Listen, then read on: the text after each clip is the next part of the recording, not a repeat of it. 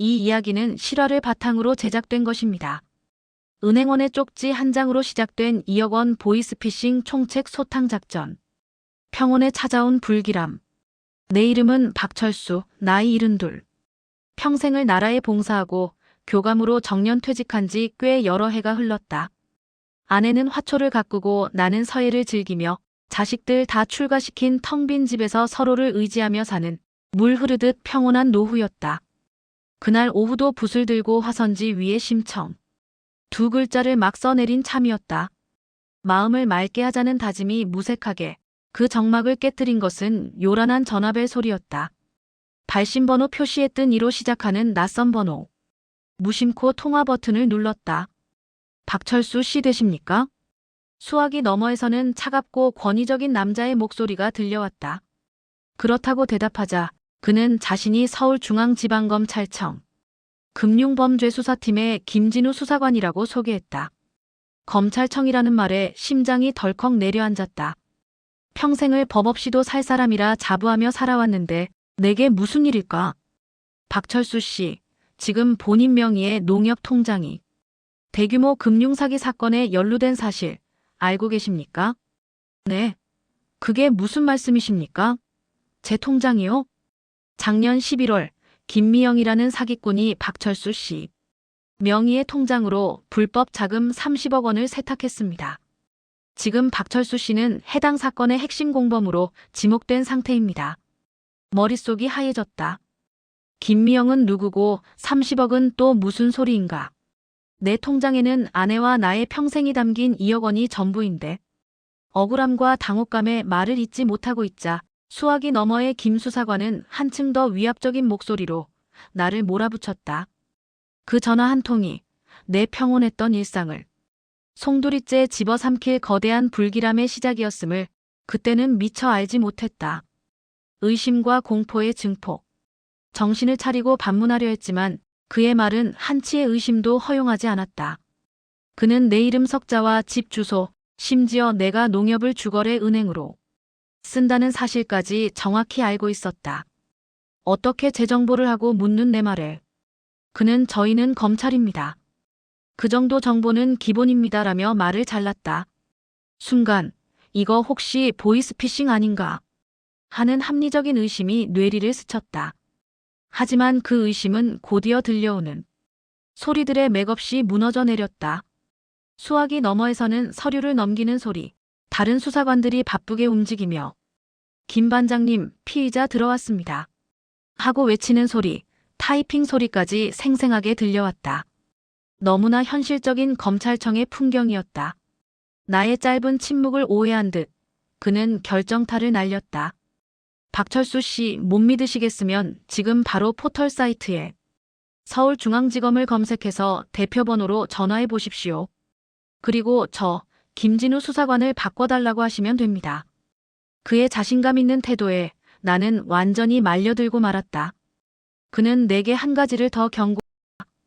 이 사건은 현재 국가안보와도 관련된 중대한 기밀 수사입니다. 따라서 수사가 종결될 때까지 그 누구에게도 심지어 아내나 자식에게도 이 사실을 발설해서는 안 됩니다. 발설하는 즉시 공무집행방해 및 증거인멸 혐의로 당신을 공범으로 간주하고 긴급 체포하겠습니다. 그 말은 나를 세상으로부터 완벽하게 고립시키는 족쇄가 되었다. 평생을 공직에 몸담았던 나에게 법과 국가라는 단어의 무게는 너무나도 무거웠다. 공포는 이성을 마비시켰다. 나는 이제 그의 소나기에 갇힌 한 마리 새에 불과했다. 돌이킬 수 없는 선택. 김 수사관이라는 자는 이제 본격적인 지시를 내리기 시작했다. 그의 논리는 간단했다.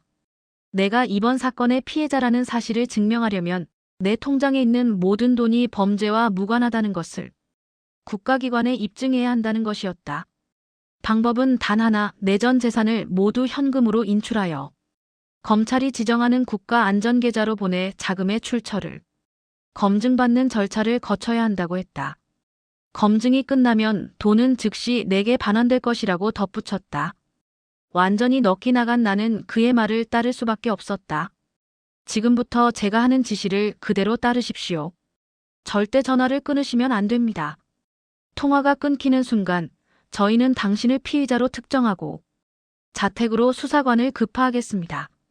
그의 목소리는 내 귓가에 달라붙은 거머리 같았다. 나는 수화기를 귀에 붙인 채 아내에게는 잠깐 산책 좀 하고 오겠다는 거짓말을 남기고 집을 나섰다. 내 발걸음은 주거래 은행인 농협으로 향하고 있었다. 은행에 들어서는 순간에도 그의 지시는 계속됐다. 창구 직원에게는 절대 수사 내용을 말하지 마시오.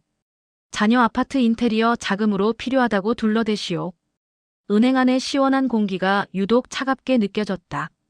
내 차례가 되어 창구 앞에 앉았다. 앳돼 보이는 젊은 여직원이 상냥하게 나를 맞았다. 나는 떨리는 목소리로 정기예금 해지를 요청했다. 2억 원. 내 퇴직금이 고스란히 담긴 돈이었다.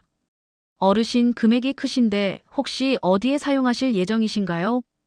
여직원의 이름은 이수진이었다. 그녀의 질문에 나는 전화기 너머의 목소리가 시킨 대로 더듬거리며 대답했다. 아들. 녀석 집 인테리어 비용으로. 내 대답을 듣는 이수진 주임의 눈빛이 순간 날카로워지는 것을 그때의 나는 알아채지 못했다. 함정의 마지막 단계. 창구 너머의 젊은 은행원 이수진 주임은 불과 일주일 전 보이스피싱 예방 교육을 받은 참이었다. 교육 내용이 머릿속에서 경고등처럼 번쩍였다.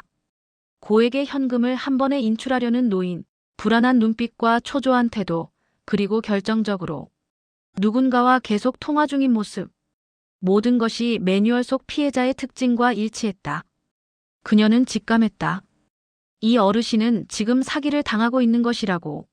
하지만 내가 완강하게 아들 집수리 비용이라고 주장하자 더 이상 인출을 지연시킬 명분이 없었다.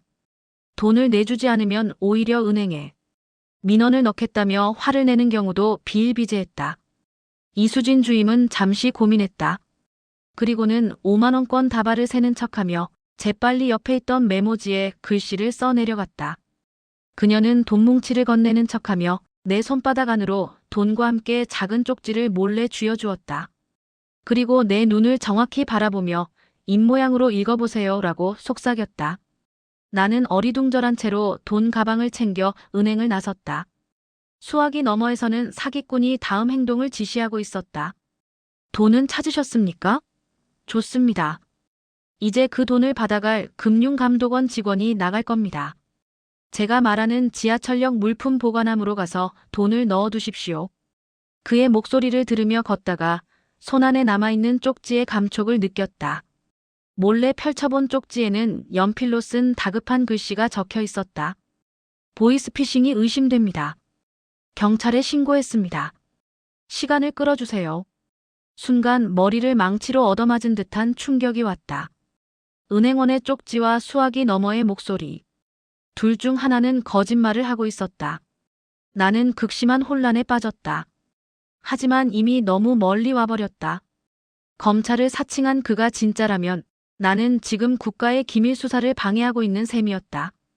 판단력이 흐려진 나는 결국 사기꾼의 목소리를 믿기로 했다.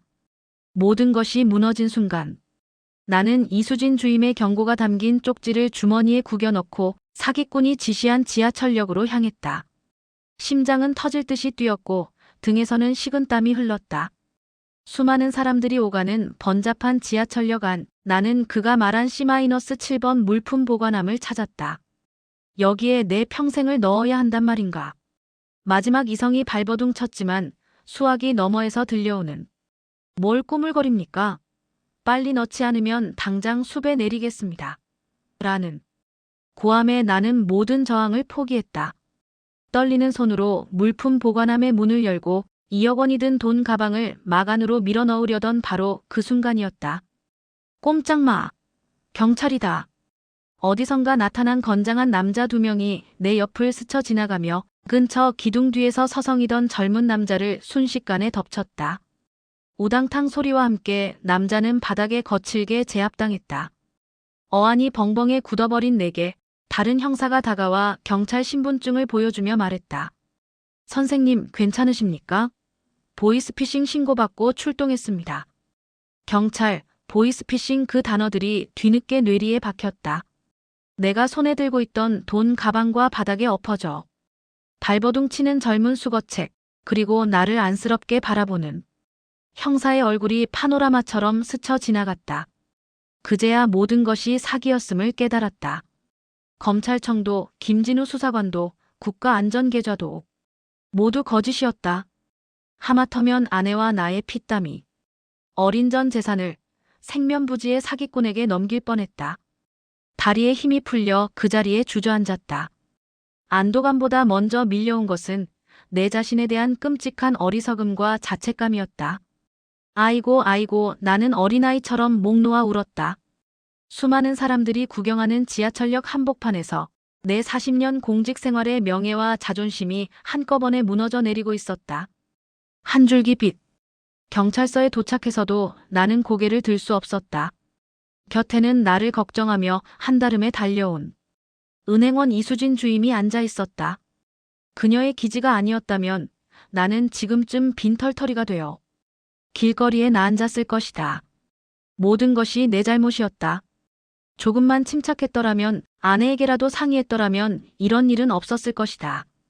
극심한 자책감에 몸을 떨고 있을 때 누군가 내 어깨에 따뜻한 손을 얹었다. 수거책을 검거했던 베테랑 형사, 김 반장이었다. 선생님, 너무 자책하지 마십시오. 선생님 잘못이 아닙니다. 그의 따뜻한 위로에 참고 있던 눈물이 다시 터져나왔다. 아닙니다. 제가 바보 같아서, 제가 어리석어서. 김 반장은 내 옆에 조용히 앉아 말을 이었다. 이놈들은 그냥 사기꾼이 아닙니다. 사람의 가장 약한 마음을 파고들어 조종하는 악마 같은 놈들입니다. 선생님처럼 평생을 정직하게 사신 분들일수록 더 쉽게 당하십니다. 법을 두려워하고 국가를 믿는 그 선량한 마음을 이용하는 겁니다. 그의 말은 내 죄책감을 조금이나마 덜어주는 연고와도 같았다. 김 반장은 이 사건이 단순히 국내 수거책 몇 명을 잡는다고 끝날 일이 아니라고 했다. 해외에 콜센터를 차려놓고 대한민국 국민들의 피를 빨아먹는 국제범죄 조직의 소행이며 경찰과 국가정보원이 힘을 합쳐 총책을 잡기 위한 수사를 진행하고 있다고 설명했다. 그리고는 내게 뜻밖의 제안을 했다. 선생님, 이대로 주저앉아 계실 겁니까? 아니면 저희를 도와 저 악마 같은 놈들을 뿌리 뽑는 일에 동참하시겠습니까? 그의 눈빛은 진지했다. 저희 작전에 협조해 주십시오. 선생님께서 놈들을 잡을 결정적인 미끼가 되어 주셔야겠습니다. 절망의 잿더미 속에서 한 줄기 복수의 불씨가 타오르기 시작했다. 최후의 반격. 나는 김 반장의 제안을 받아들였다. 사기 피해자로 주저앉아 남은 생을 후회와 자책 속에서 보내는 대신 이 범죄의 뿌리를 뽑는 데 기여하고 싶었다. 경찰서 조사실은 순식간에 비밀작전본부로 변했다. 국정원에서 파견된 요원들이 통신 분석 장비를 설치했고 김 반장 팀은 다음 작전을 브리핑했다. 작전은 간단했다. 내가 다시 사기꾼에게 전화를 걸어 경찰의 눈을 피해 돈을 다시 마련했다며 추가로 돈을 건넬 것처럼 미끼를 던지는 것이었다. 나는 경찰의 보호와 감시 아래 떨리는 손으로 다시 그 번호를 눌렀다. 신호가 가고 수화기 너머로 그놈의 목소리가 들려왔다. 나는 김 반장이 시키는 대로 겁에 질린 목소리를 연기하며 돈을 건네겠다고 말했다. 내 통화가 이어지는 동안 국정원 요원들의 손가락이 바쁘게 움직였다. 통신 역추적을 통해 중국 칭다오에 있는 콜센터의 정확한 위치를 실시간으로 파악해냈다. 동시에 사기꾼은 내게 새로운 수거 장소를 알려주었다. 이번에는 조직의 중간 관리책이 직접 나오기로 한 모양이었다. 모든 것이 계획대로였다. 약속 장소인 시내의 한 공원. 나는 돈 가방을 든 채 벤치에 앉아 있었다. 내 주변에는 행인으로 위장한 형사들이 곳곳에 잠복해 있었다. 잠시 후 약속한 인상착의의 남자가 나타나 내게 접근했다. 그가 돈 가방을 낚아채 달아나려는 순간 김 반장의 신호와 함께 사방에서 형사들이 그를 덮쳤다. 남자는 격렬하게 저항하며 도주를 시도했고 공원 한복판에서 숨막히는 추격전이 벌어졌다.